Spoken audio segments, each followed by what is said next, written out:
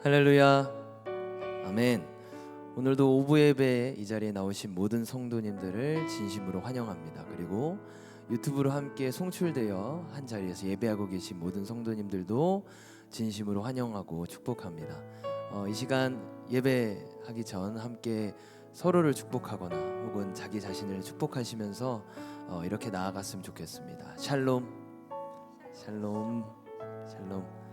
아멘. 주님께서는 우리를 이 자리로 확실히 부르셨습니다. 그리고 우리에게 한 가지 소망을 주셨는데요. 바로 서로 화목하게 하는 소망입니다. 우리는 세상과 그리고 우리 주변에 있는 그리고 옆에 있는 모든 사람들을 서로 화목하게 하려 이 자리로 주님께서 우리를 부르신 줄로 믿습니다. 아멘. 그 마음 가지시고요. 함께 찬양하시며 또 예배로 나아가도록 하겠습니다. 찬양합시다.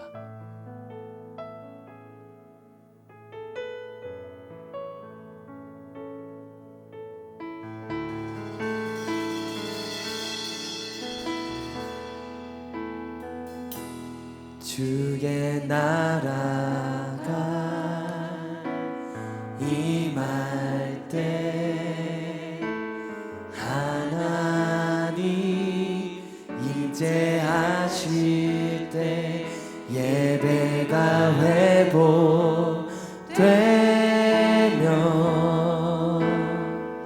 기적은 일어나네. 전능하신 주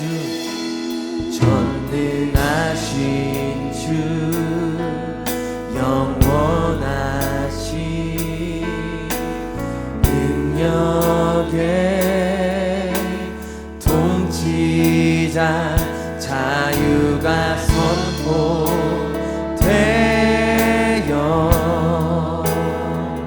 주 백성 돌아오네.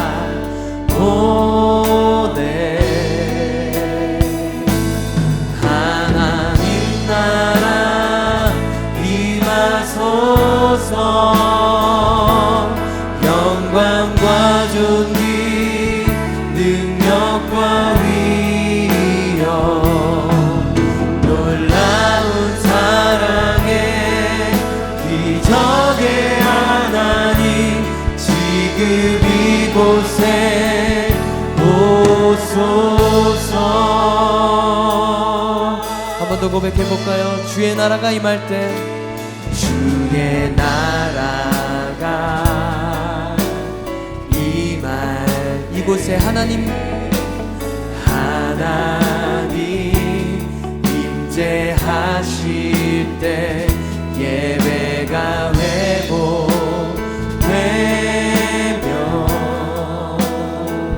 기적은 일어나네. 전능하신 주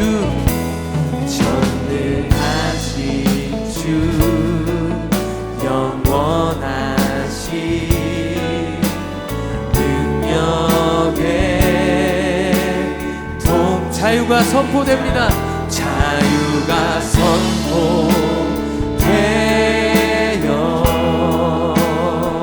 주 백성 돌아오네.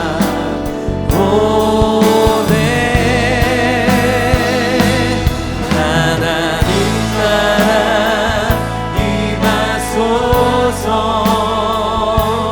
영광과 존귀 능력과 위엄 놀라운 사랑의 기적의 하나님 지금 이곳에 오소서. 하나님 나라 임하소서. 영광과 존귀 능력과 위엄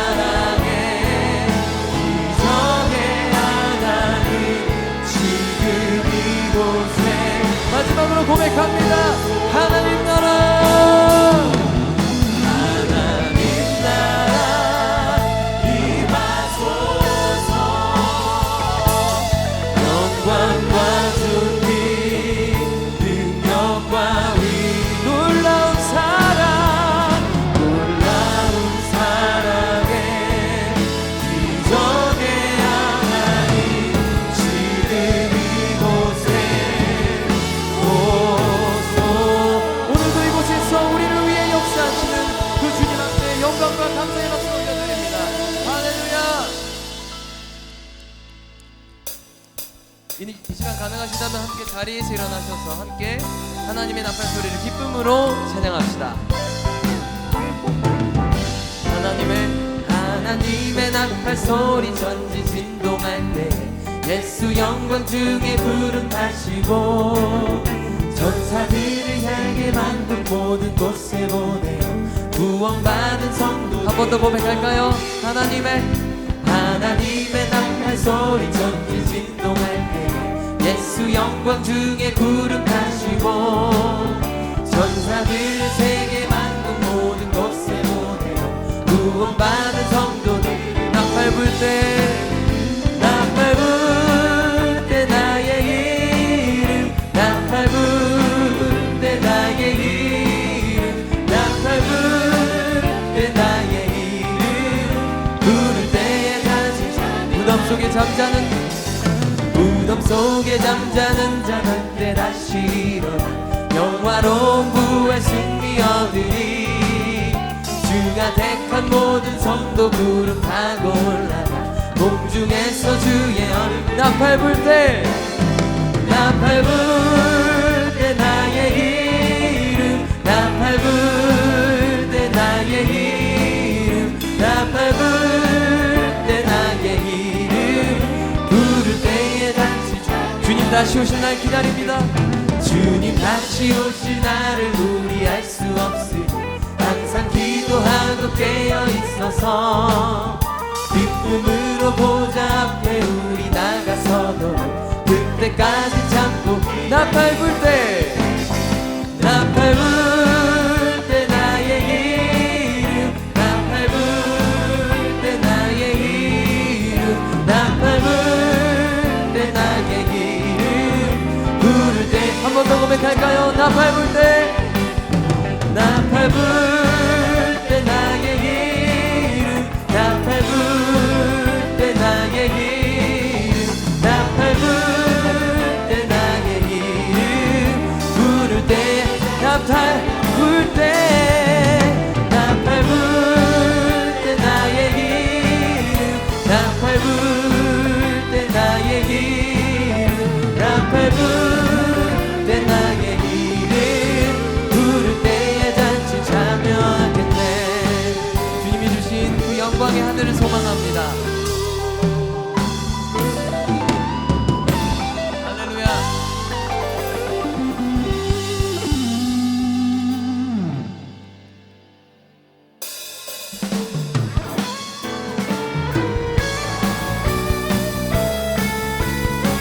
우리 함께 살아계신 주님 함께 성숙하며 나아갑니다. 주 하나님 독생자 예수 날 위하여 오시었네. 내 모든 죄 다 사시고 죽음에서 부활하신 나의 구세주 살아계신 주 나의 참된 소망 걱정 근심 전혀 없네. 사랑의 주내 갈 길 인도하니 내 모든 삶의 기쁨 늘 충만하네. 주 안에서 거듭난 생명 도우시는 주의 사랑 참 기쁨과 확신 가지고 예수님의 도우심을 믿으며 살리 살아계신 주 나의 참된 소망 걱정 근심 전혀 없네. 사랑의 주 내 갈 길 인도하니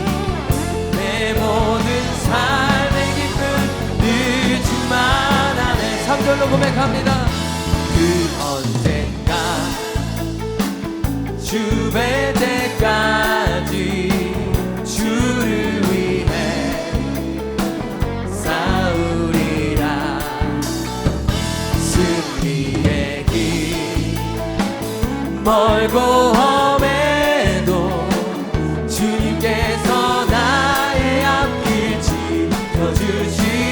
살아계신 주, 살아계신 주,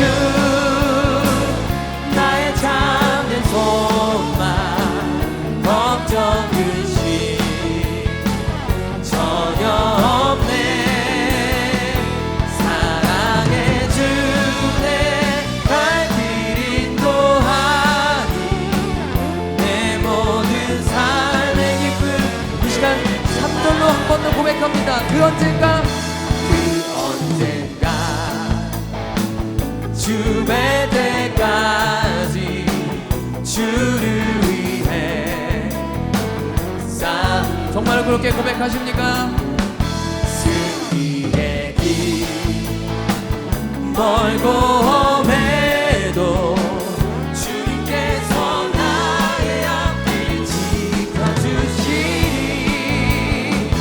살아계신 주, 나의 참된 소망, 걱정 근심 전혀 없네. 사랑해 주네, 갈 길 인도하니 내 모든 삶의 기쁨 늘 주만 안에. 살아계신 주, 주 나의 참된 소망, 걱정 근심 전혀 없네. 아멘. 사랑해 주네, 갈 길 인도하니 내 모든 삶의 기쁨 늘 주만 안에. 그렇습니다. 주님만으로 만족합니다. 할렐루야.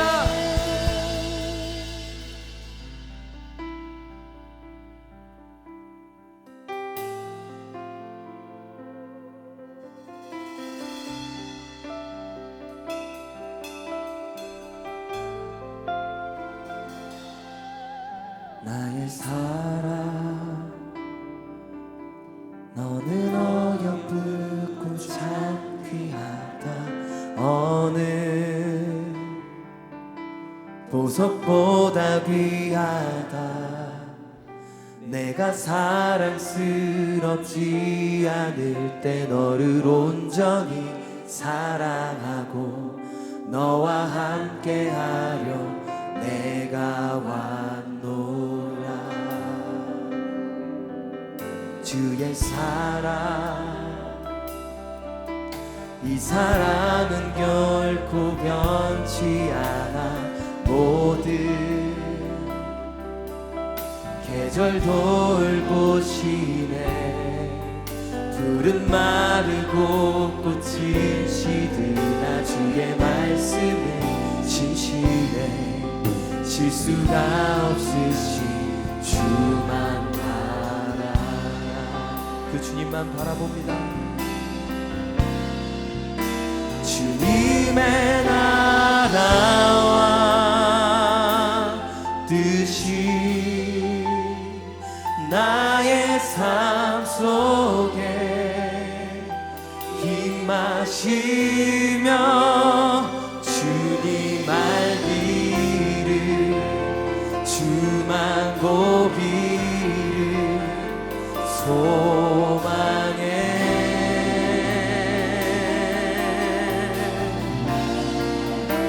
거룩히 살아갈 힘과 두려움 없는 믿음 주신 나의 하나님, 완전한 사랑 찬양해.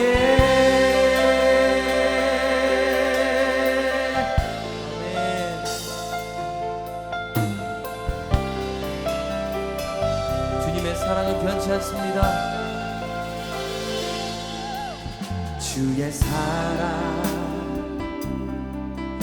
이 사랑은 결코 변치 않아. 모든 계절 절 돌보시네. 푸른 마르고 꽃은 시드나 주의 말씀은 신실해. 실수가 없으신 주만 바라라.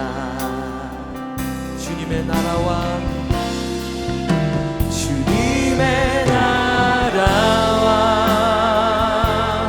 뜻이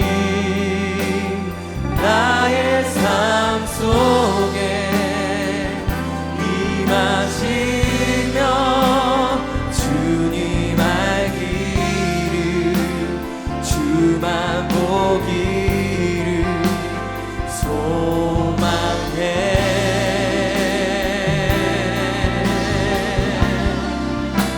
거룩히 살아갈 힘과 영없는 믿음 주신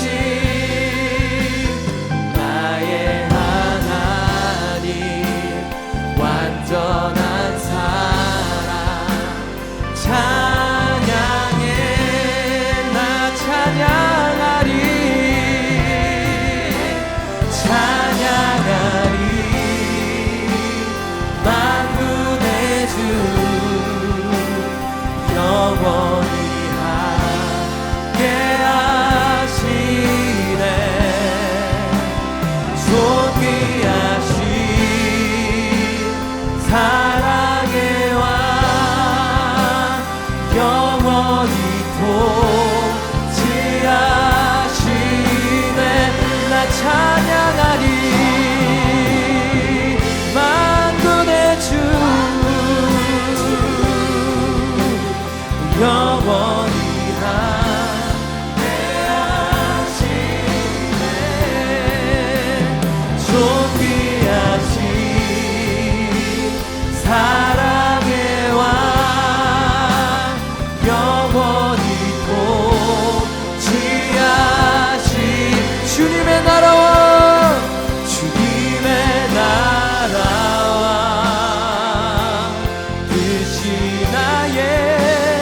나의 삶 속에 임하시며 주님 알기를 주만 보기를 소망해.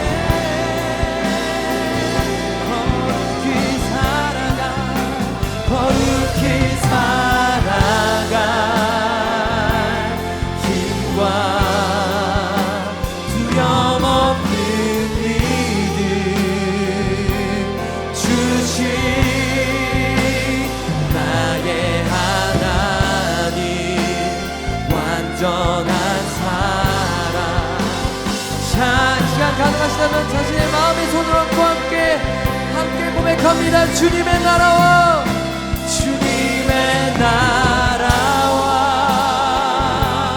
뜻이 나의 삶 속에 임하시며 주만 보기를 주만 보기를 소망해. 거룩히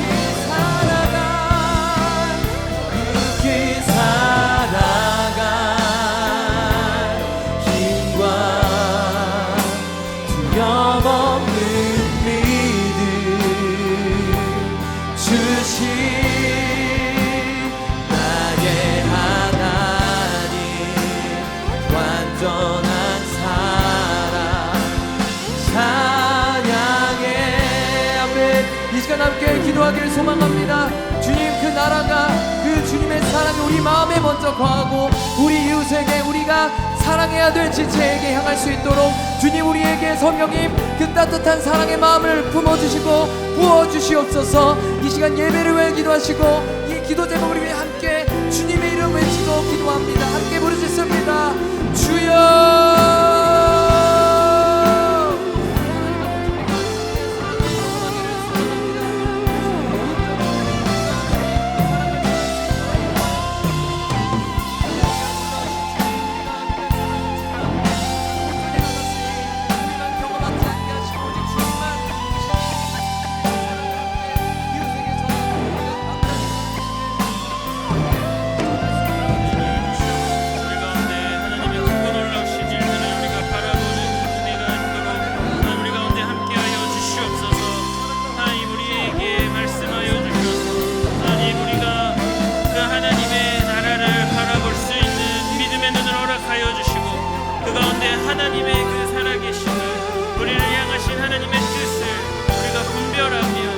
안에서 주님을 위하여 살아가는 인생들 되어 하나님이 주시는 큰 복을 누리며 살아가는 귀한 성도의 삶을 살아가는 우리 모든 동산의 성도님들의 인생 될 수 있도록 하나님 함께하여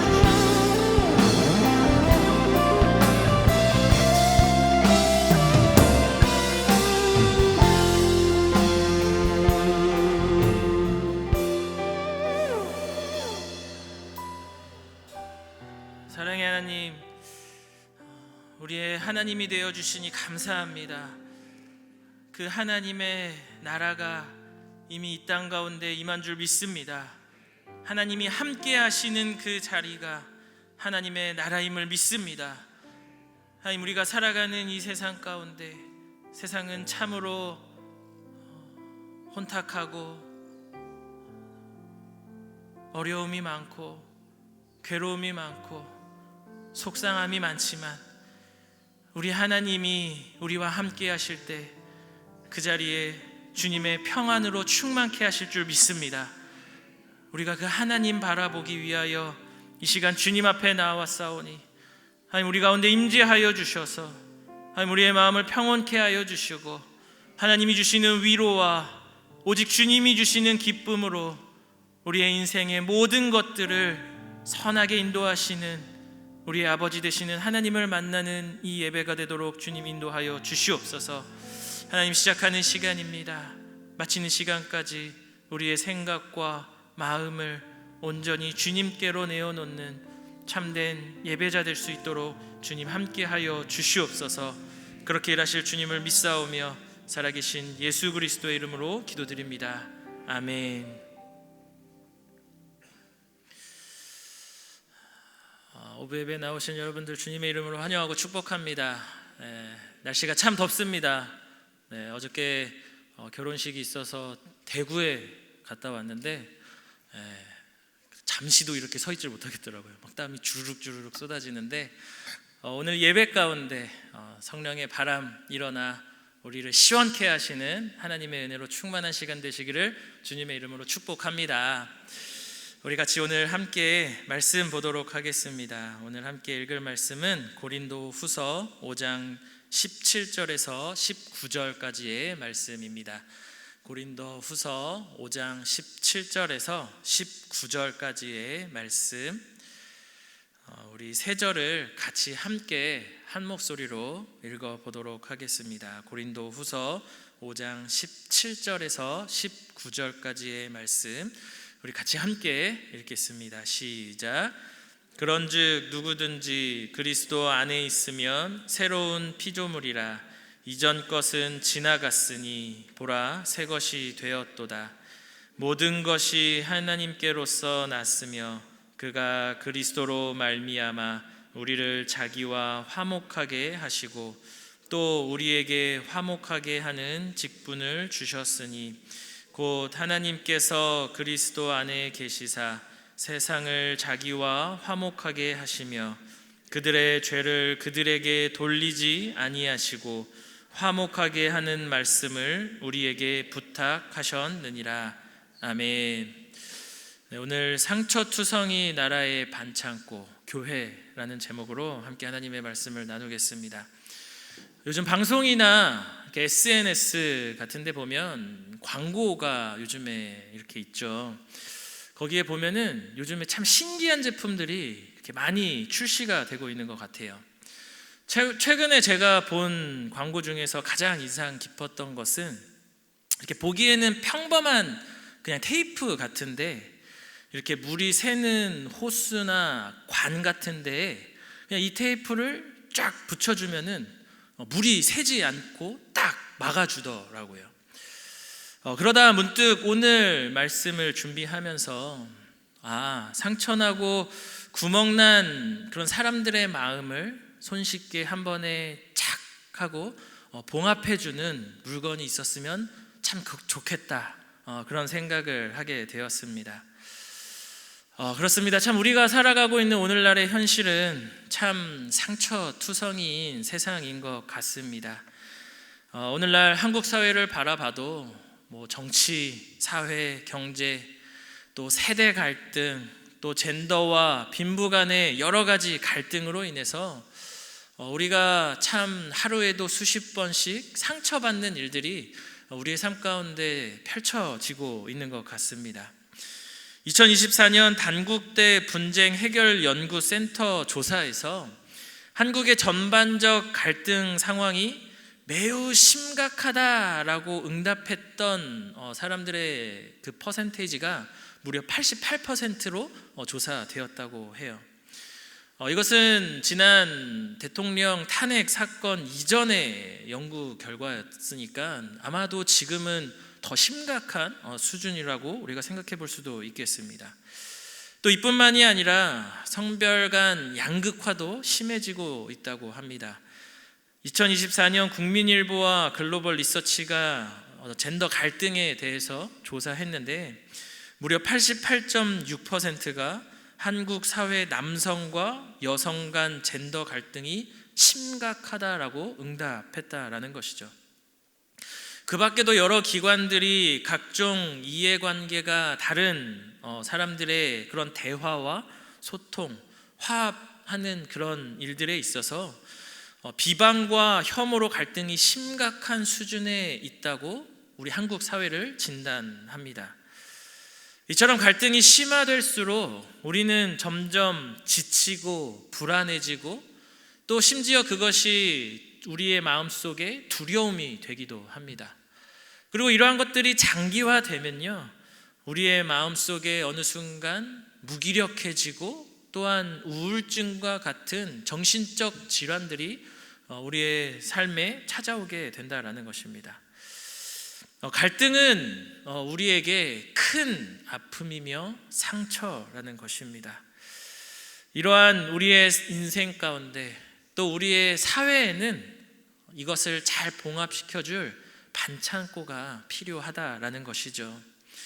갈라졌던 마음이 하나 되고 쪼개졌던 관계가 치유되고 그러한 사회가 다시 통합을 이루는 반창고가 절실히 필요한 시대라는 것입니다.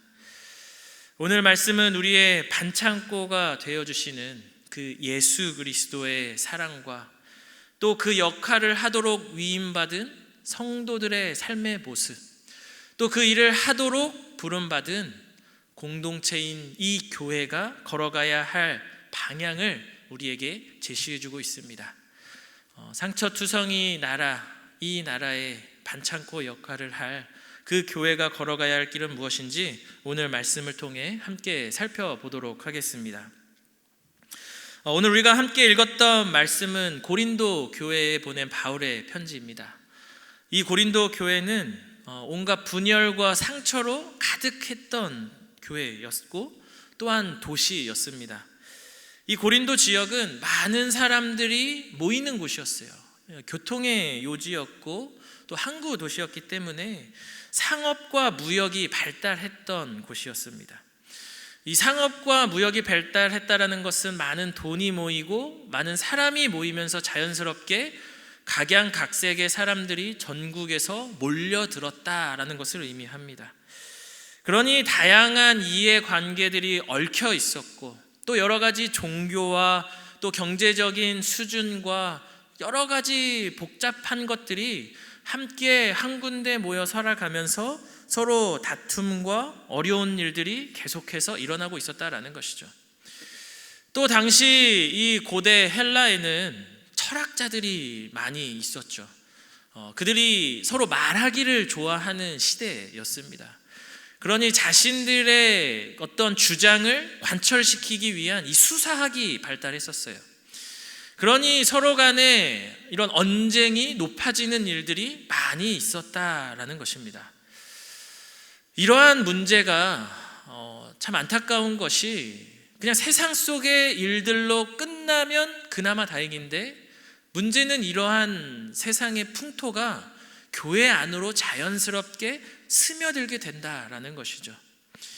대표적인 사건이 고린도전서 1장과 3장에 그러한 일들에 대해서 바울이 잘 나타내주고 있는데 이 고린도 교회 내부에서 세례를 준 사람이 누구냐 또 복음을 전파한 사람이 누구냐를 두고서 서로 성도 간에 파가 생기고 그렇게 분열을 하는 일들이 일어났다라는 거예요.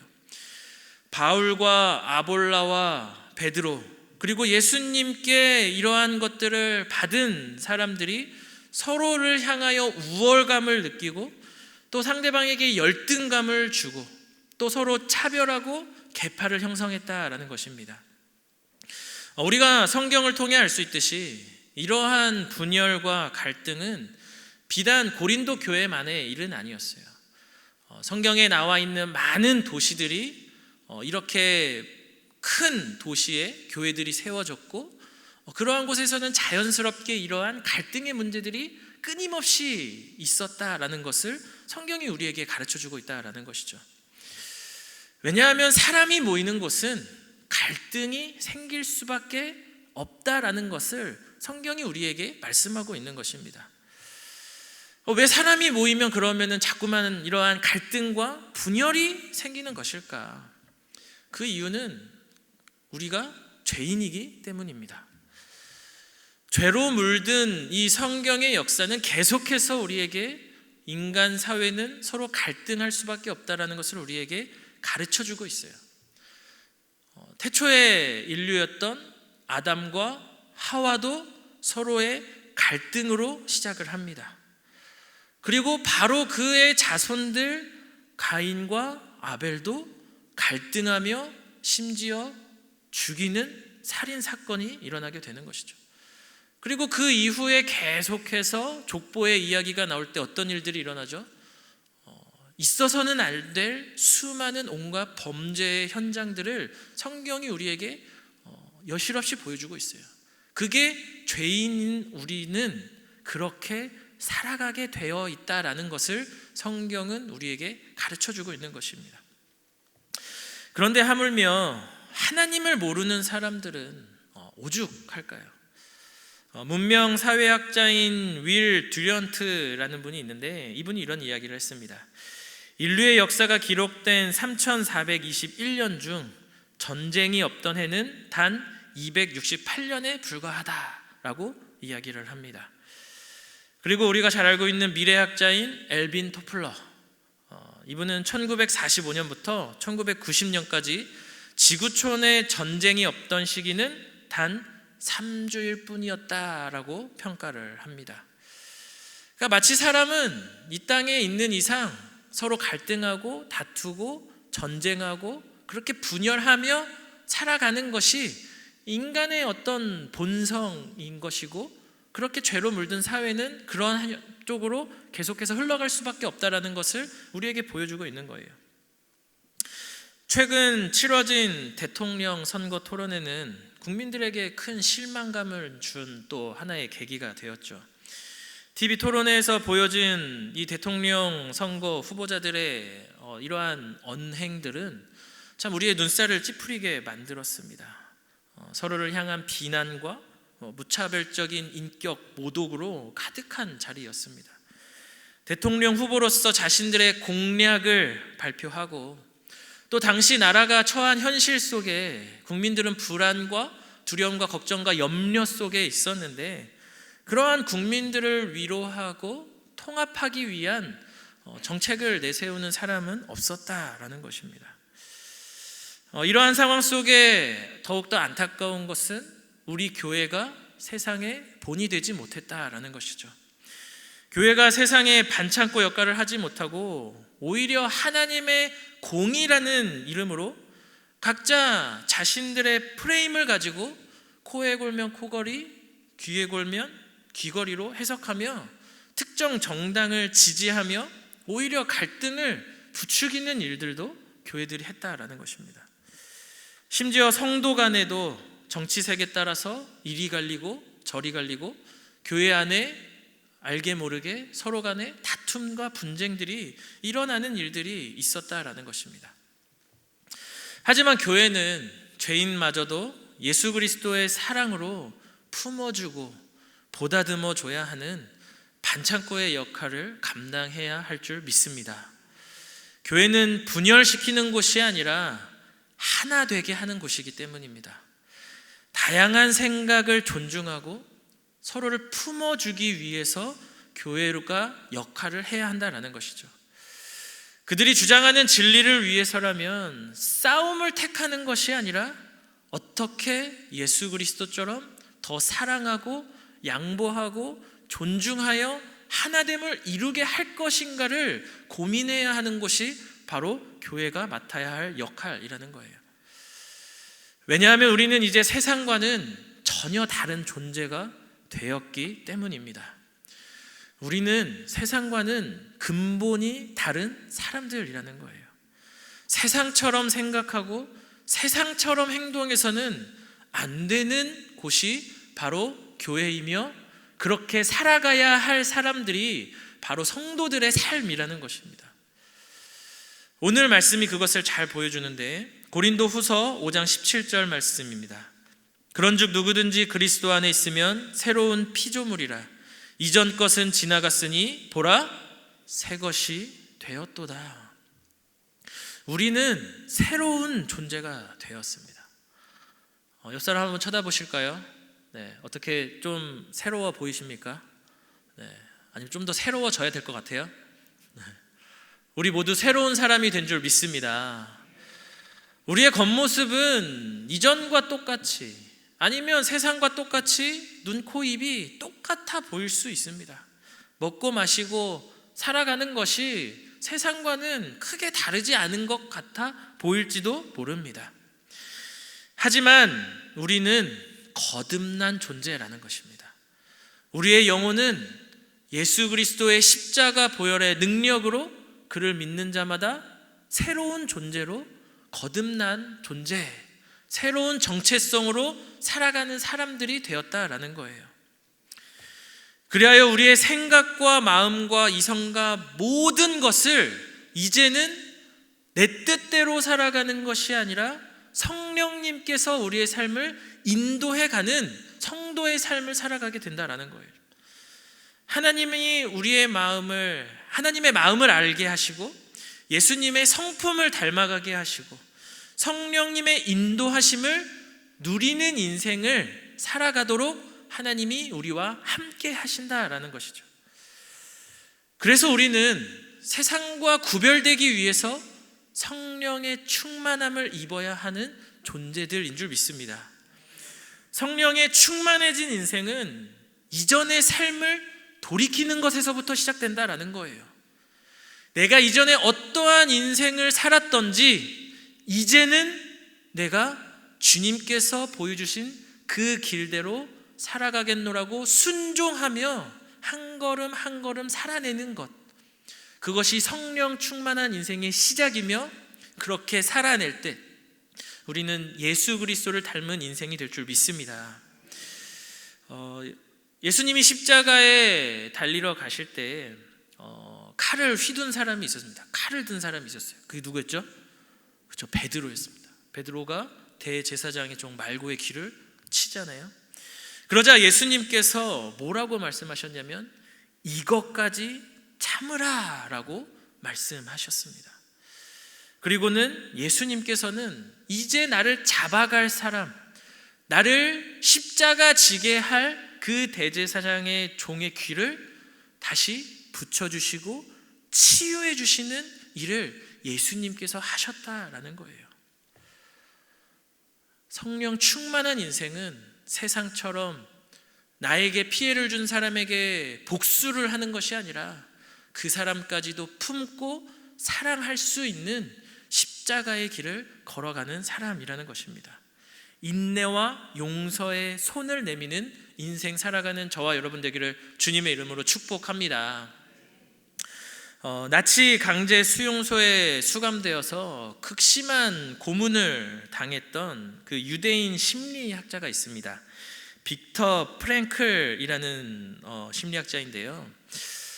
그가 이 지옥 같은 현실 속에서도 미움과 복수심에 사로잡히지 않고 용서를 선택한 사람이었어요.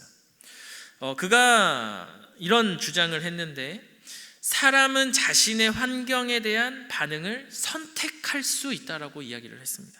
다시 한번요. 사람은 자신의 환경에 대한 그 반응을 선택할 수 있다라고 이야기를 했어요. 그러면서 이렇게 이야기를 합니다. 그가 했던 행동이 이런 행동들이었습니다. 자신을 학대했던 그 나치 경비병들을 미워하지 않고 오히려 그들 중 누군가가 건넨 작은 친절에 오히려 감사하는 마음을 가졌다라는 거예요. 그리고 전쟁이 끝난 후에도 이 프랭클은 과거에 자신과 공동체를 괴롭혔던 이들을 용서하고 심지어 나치에 동조했던 동료 학자의 사회 복귀를 돕는 역할을 했습니다. 그리고 프랭클이 이렇게 이야기를 합니다. 용서는 의미를 회복하는 첫 걸음이다 라고 이야기를 합니다. 그래서 타인뿐만 아니라 자신과 현실까지도 용서할 때 진정한 자유와 치유가 시작된다라고 이야기를 했어요. 용서는요, 아무나 할 수 있는 것이 아닙니다. 용서는 예수 그리스도의 그 죄사함의 용서를 받은 성도들이 진정으로 예수 그리스도의 마음으로 할 수 있는 그 은혜인 줄 믿습니다. 우리가 새롭게 태어났기 때문에 우리의 마음을 다하여 사랑하고 섬기고 품으며 용서할 수 있는 거예요. 우리가 아직 죄인 되었을 때 예수 그리스도의 그 선택, 용서와 화해를 택하심으로 우리가 그 죽음에서 구원을 선물로 받게 해 주셨다라는 것이죠. 죽음으로 마땅한 우리의 인생, 죽음의 대가를 치러야 했던 우리의 인생을 영생의 상급으로 바꿔주신 것이 바로 예수 그리스도께서 용서하심으로 인하여 우리가 얻게 된 그 특권이라는 거예요. 우리에게 이러한 놀라운 은혜를 주신 그 이유는 이제는 이전과 달리 상처받고 고통을 주는 인생에서 비록 우리가 상처받았지만 용서하고 화목하게 인생이 되라는 하나님의 가르침인 줄 믿습니다. 아름답다라는 말이 있습니다. 아름답다. 우리가 아름답다라는 말 참 많이 하잖아요. 여기에서 이 아름이라는 단어가 나라는 단어래요. 나. 이 아름이 나. 그럼 뭐예요? 나답다. 그러니까 나다운 게 아름답다라는 거예요.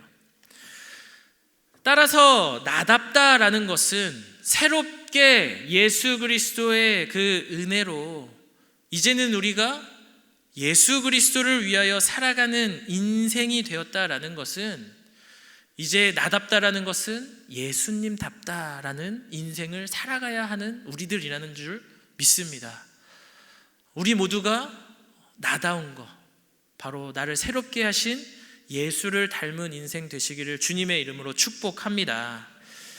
사도 바울이 고백하길 그런즉 이제는 내가 사는 것이 아니요 오직 내 안에 누가 사는 것이에요? 그리스도께서 사시는 것이라.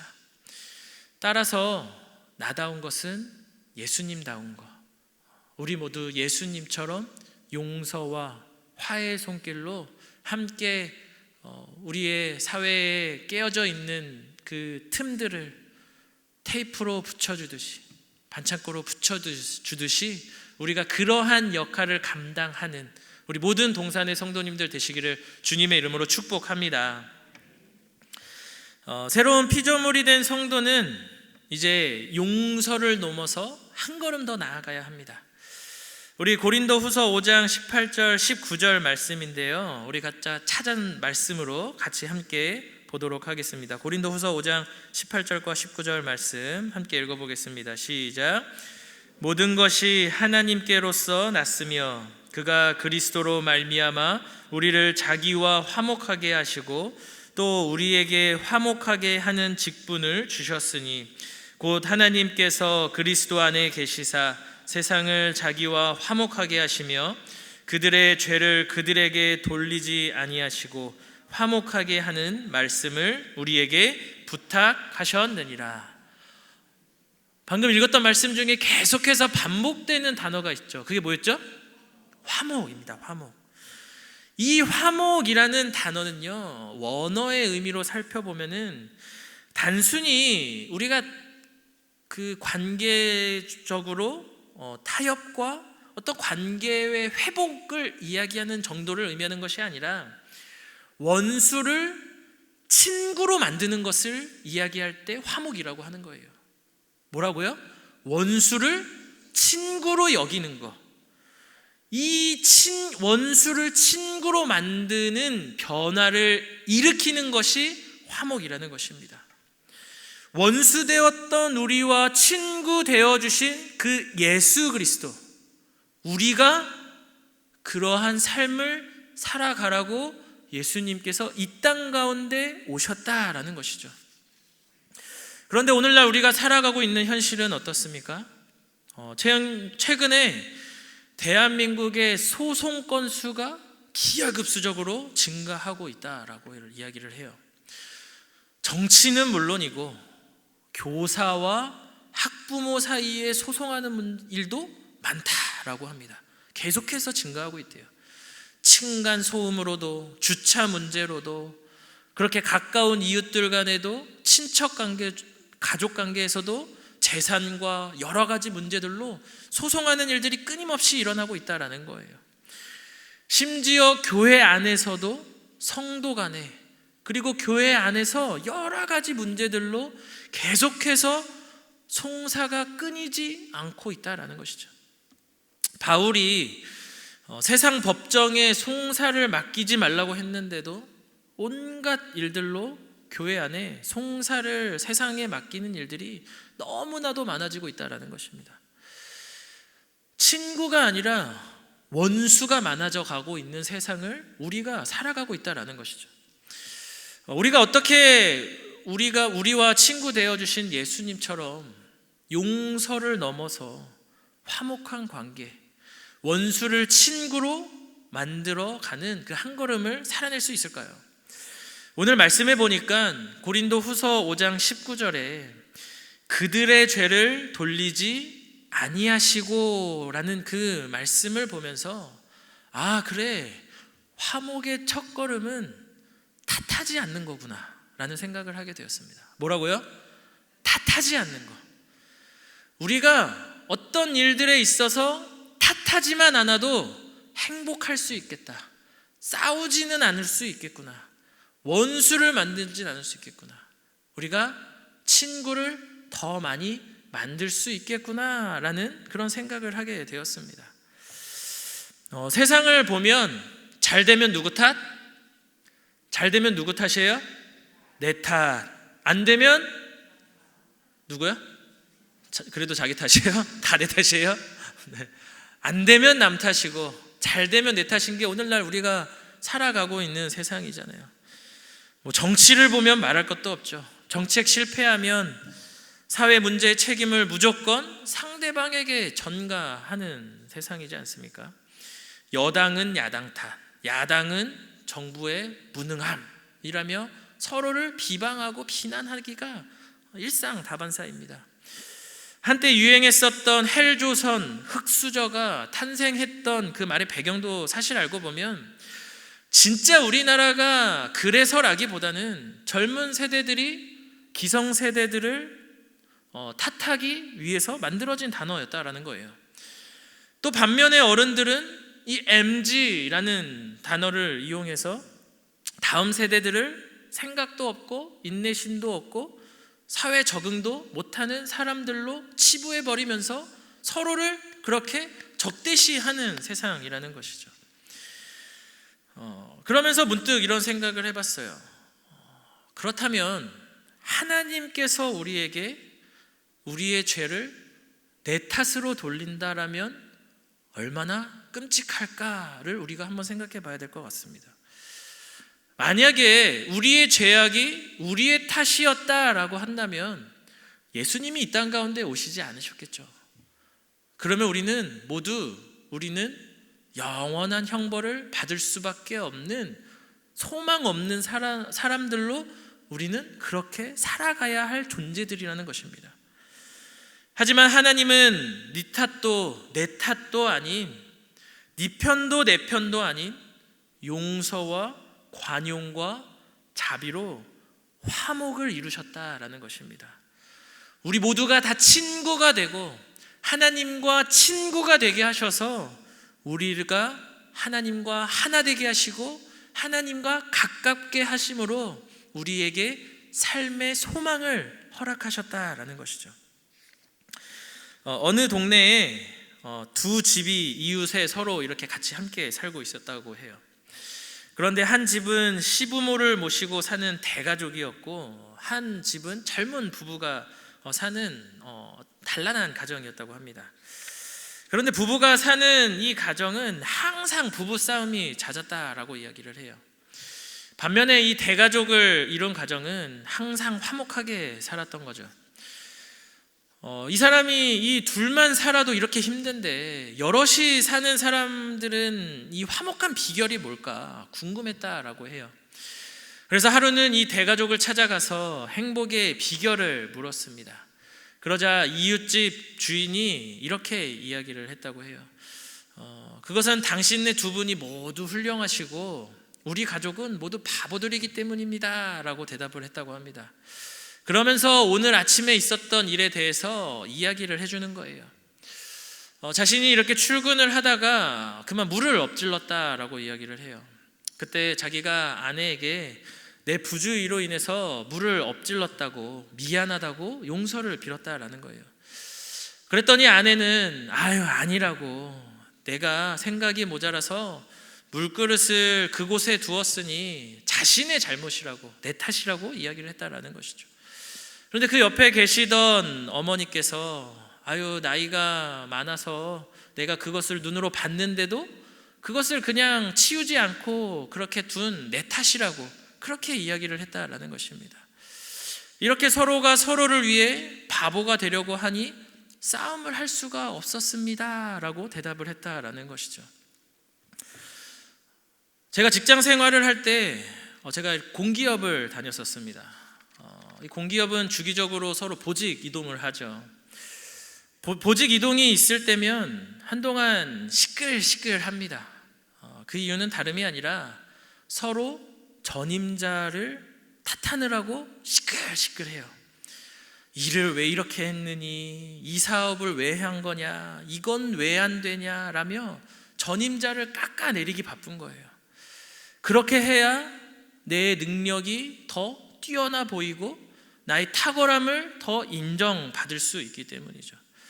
내가 옳다라는 것을 증명하고 상대방이 잘못됐다라는 것을 보여줘야 나의 가치를 높일 수 있기 때문에 탓하기 바쁜 것이 우리가 살아가고 있는 세상입니다. 사랑하는 동산의 성도님들, 어떤 일을 할 때 다른 사람들의 잘못을 찾아내려고 노력하지 마시기 바랍니다. 나라 일도 나랑 생각이 다르고 무조건 비판하려고 하지 마시고 잘하나 못하나 못하기만 해봐라 라는 그런 생각으로 바라보지 마시고, 또 여러분들의 셀에서는 어떤 문제가 발생했을 때 무조건적으로 비판을 하려는 그런 마음들을 멈춰 주셨으면 좋겠습니다.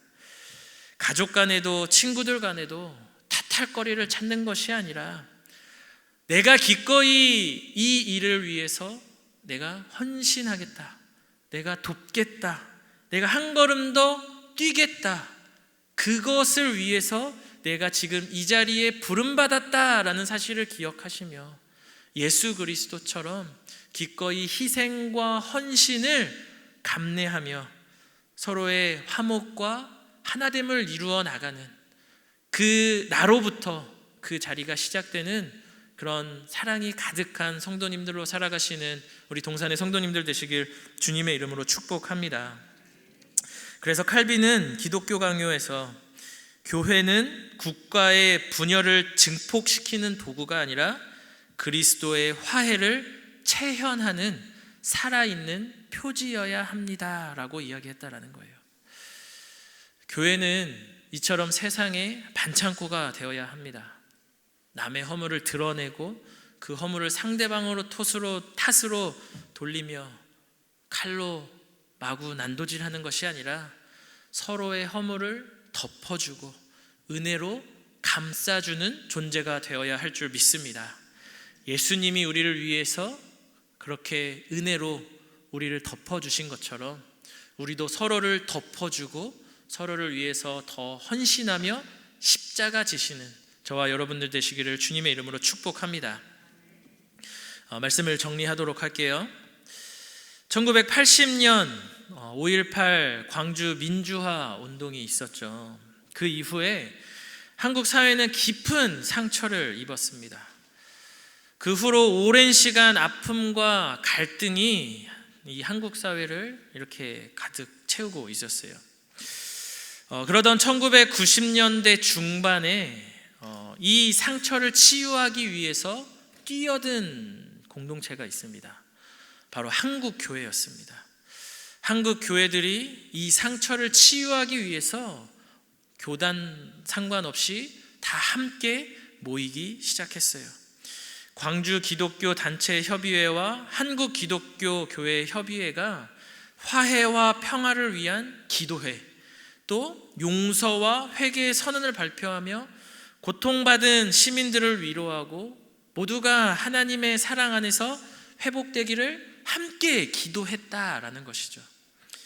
그렇게 각 교단이 연합하여서 이 5.18을 기념하는 예배와 기도회를 지속적으로 개최하면서 이 분열된 사회 속에서 이 중보자의 역할을 이 교회가 감당했다라는 거예요. 그 결과 한국 사회는 점점 5.18을 국민 모두의 아픔으로 받아들이는 공감대를 형성하게 되었습니다. 이는 민주주의의 성장과 국가적 통합에 물꼬를 트는 계기를 마련했던 것이 바로 한국 교회가 했었던 역할이에요. 교회는 세상의 상처를 진단만 하는 존재로서 나아가서는 안 된다라는 것이죠. 하나님은 우리를 부르시기를 화해시키기 위해서 우리를 이 땅 가운데 보내셨다라는 거예요.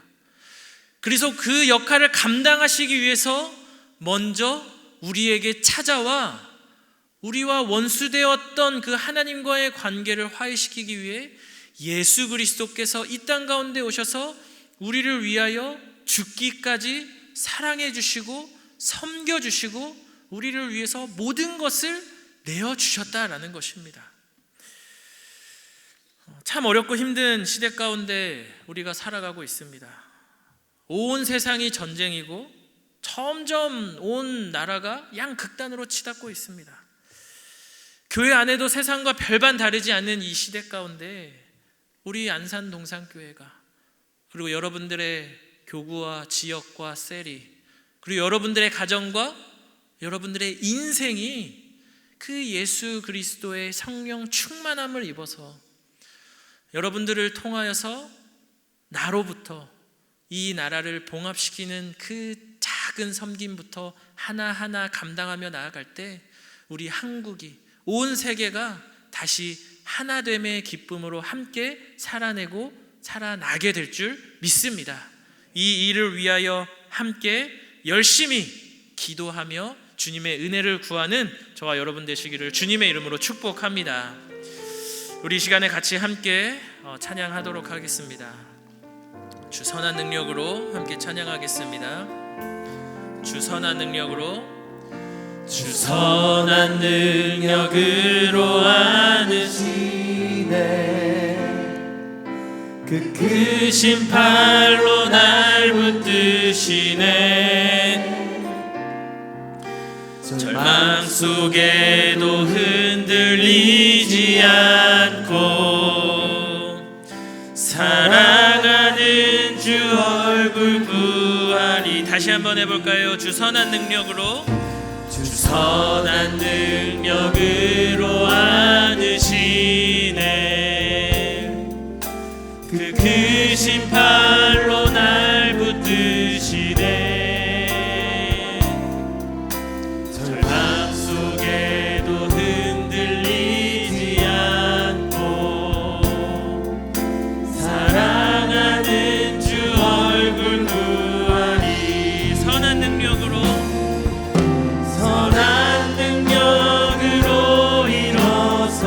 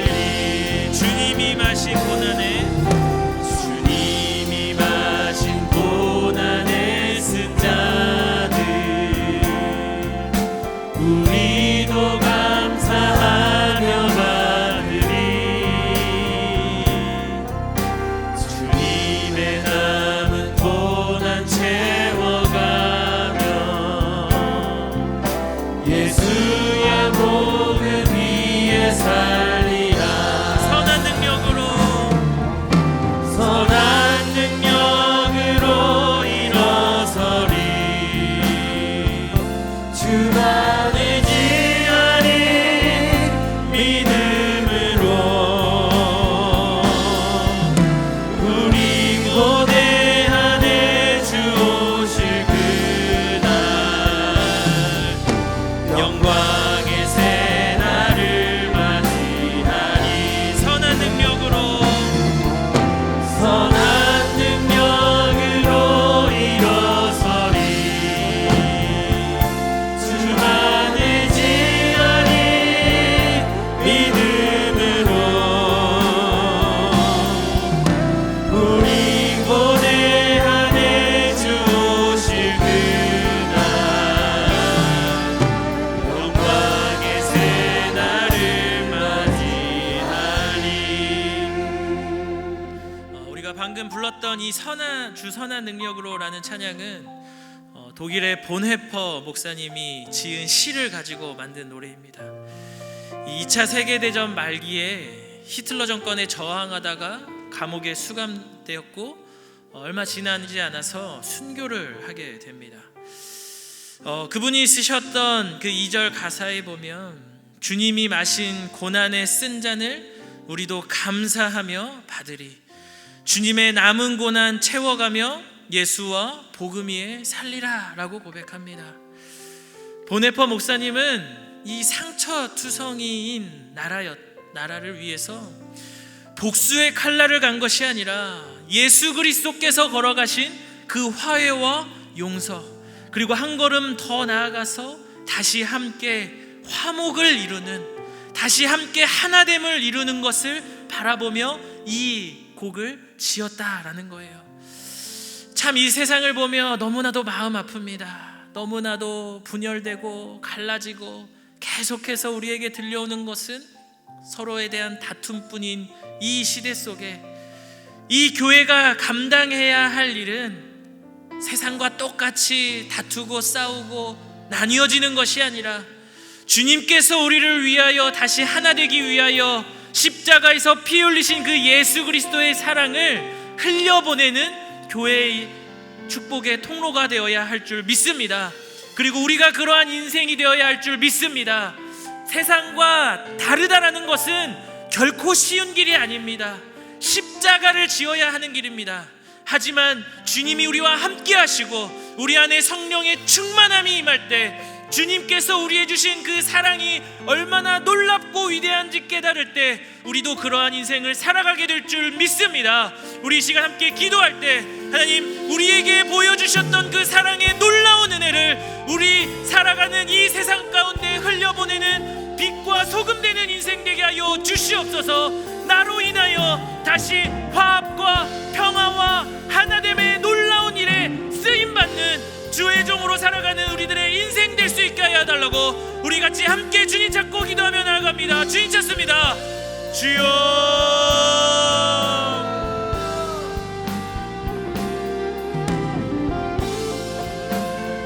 그렇습니다. 우리 하나님, 주님께서 우리를 위하여 십자가에서 피 흘려 죽기까지 사랑하신 그 은혜와 사랑이 있기에 우리는 오늘도 이 자리에서 하나님을 예배하고 하나님과 하나 되어 그 하나님과 우리를 친구로 여겨주신 그 예수 그리스도의 사랑으로 오늘도 주님과 함께 걷는 인생이 된 줄 믿습니다.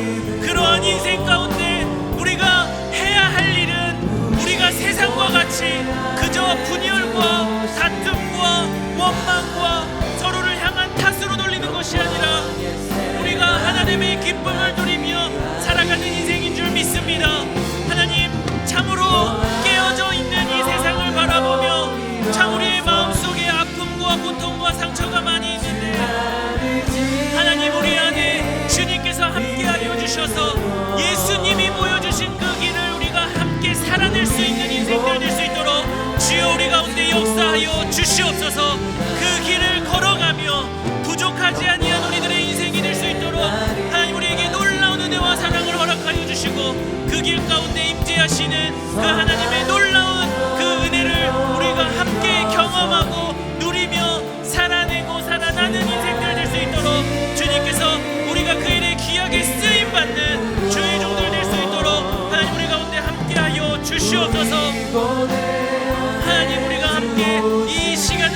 위하여 살아갑니다.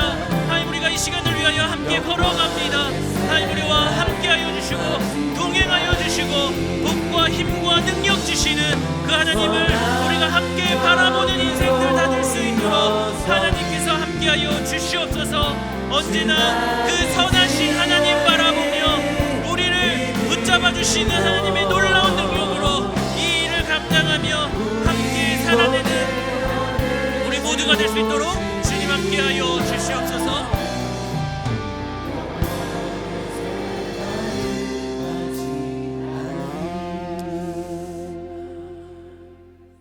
하나님 감사합니다.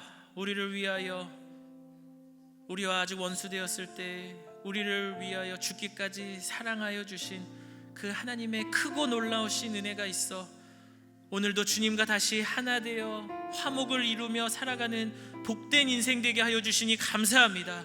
그 은혜로 말미암아 우리가 저 영원을 바라보며 하나님 나라를 꿈꾸며 살아가는 복된 인생 되게 하셨사오니 하나님, 우리에게 주신 그 은혜를 우리가 이제는 이 땅 가운데 흘려보내는 축복의 통로가 되기를 원합니다.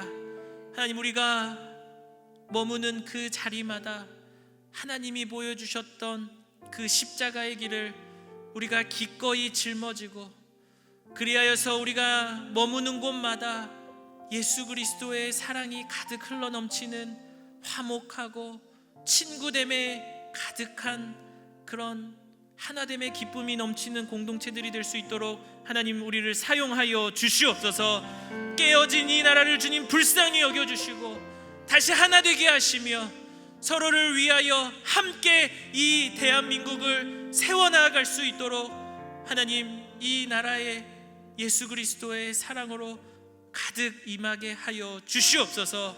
하나님, 그 일을 위하여 이 교회가 다시 한번 세움받기를 원합니다.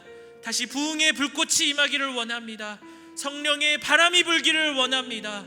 이 한국교회를 주님 사용하여 주시고 우리가 먼저 함께 그 하나됨의 놀라운 은혜를 통하여 세상 가운데 빛과 소금 되어 그리스도의 향기를 흘려보내는 한국교회, 우리 안산동산교회 될 수 있도록 주님 축복하여 주시옵소서. 그렇게 일하실 주님을 믿사오며 살아계신 예수 그리스도의 이름으로 기도드립니다. 아멘.